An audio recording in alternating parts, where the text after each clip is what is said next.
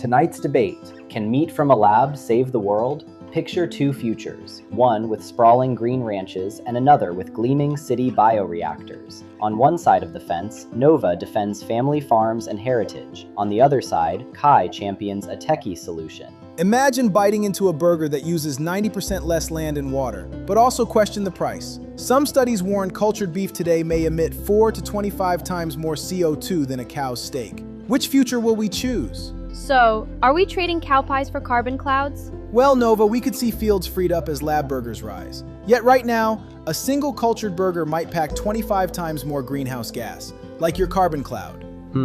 It comes down to lab meat versus real meat, friend or foe. I am trying to imagine the sizzle of my next meal, but with a question mark on the future, and on what cost. Check that. And what about our cows and communities? Are we really saving the planet if we gut rural life?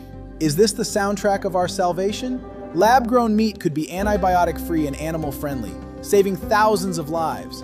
Do we dare bet our climate on a science experiment? It's time. Kai grills up cultivated meat, and Nova is rooted in traditional farming. They clash over whether the future of protein and our planet lies in a lab or on the pasture. The stakes are high: climate, animals, and culture. Let's go!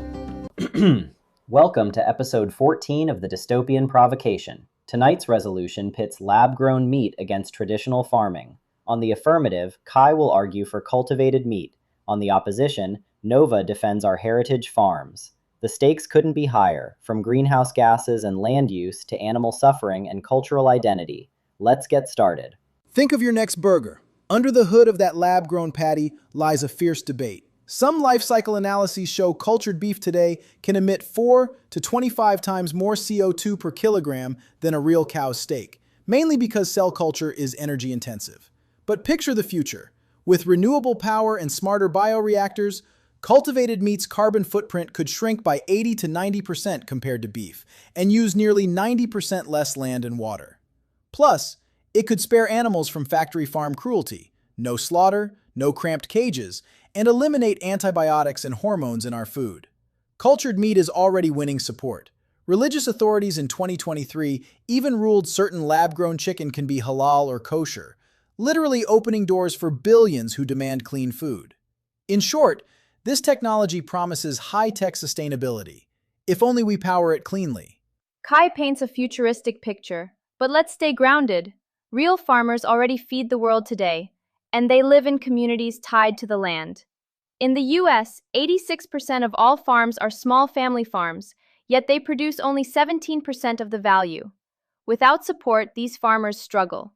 If we suddenly flip a switch to lab meat, we risk putting ranchers and feed crop growers out of work overnight. Meanwhile, governments in Europe are sounding alarms. Italy's agriculture minister says lab meat would destroy every link with natural food and different lands, canceling every cultural distinction built over millennia. Hungary banned it to protect traditional rural lifestyles and warned that unmooring food from the land would upset European culture and cost us our identity. In addition, traditional livestock farming is improving too. More farms are adopting humane, cage-free practices. Maybe the solution is mixed: better ranching and better tech, rather than uprooting whole communities. I hear the concern. Farmers' lives matter. But note that even some farmers support this tech. A recent article points out that many farmers welcome the competition and are prepared to adopt cultured meat as a complementary option. And on culture, yes, food is identity, but cultures also change with technology. Sushi was once unfamiliar. Now it's beloved. The bottom line: can we afford not to try something that could cut emissions drastically while also caring for animals? The science isn't settled, but ignoring climate risks could be worse. This isn't just a science experiment. It's about people and heritage. If we mandate lab meat, we must also mandate who pays for it. Small farmers already barely make ends meet. Without clear plans, this motion risks widening rural poverty. Let's debate whether the promise of labs outweighs the very real fabric of rural life. Well done, team. Moderation could be the solution to this issue, and no doubt many more. Tonight's debate was a topic suggestion from our listener base. Yeah, we were so surprised. Keep those suggestions coming, and we'll keep doing our homework to give our best to objectively represent both sides. Yep, that's right.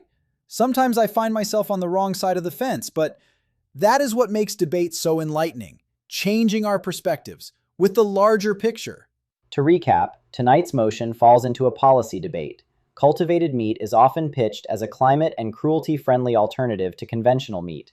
However, recent studies present a complex picture.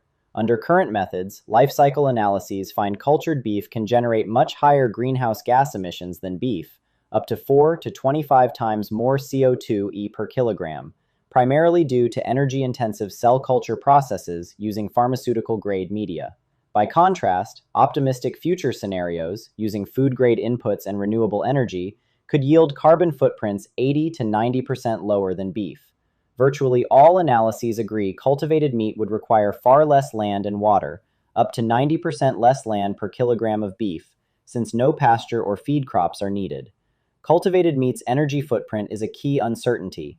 Unless the grid is fully decarbonized, the CO2 emitted in bioreactors can outweigh methane from cattle. In summary, lab meat's GHG and energy profiles depend heavily on technology and power source, whereas its land-to-water ratio use is clearly lower. Don't forget to watch the Policy Motion tutorial in our Crown Academy breakdown series. I'll link it in the description box below. Till next time, stay curious and be informed.